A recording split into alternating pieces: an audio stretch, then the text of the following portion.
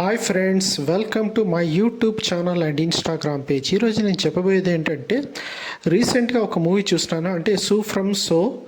ఇది ఈరోజు చూసి వచ్చాను, చాలానే బాగుంది.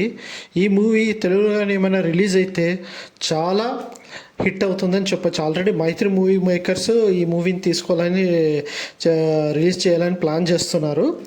సో కథ ఇంతే, ఏం లేదు. ఒక మంగళూరు డిస్టిక్, అంటే దక్షిణ కన్నడ అని అంటారు కర్ణాటకలో. సో అక్కడ ఒక ఊరు మర్లూరు అనే ఊరిలో ఒక అశోక దేహంలోకి సులోచన ఆత్మ అనేది చేరుకుంటుంది. ఆ ఆత్మ చేరుకున్నాక నెక్స్ట్ ఏం జరుగుతుంది, తనకి ఆ ఆత్మ ఎట్లా బయటికి వెళ్తుంది అనేది సినిమా స్టోరీ.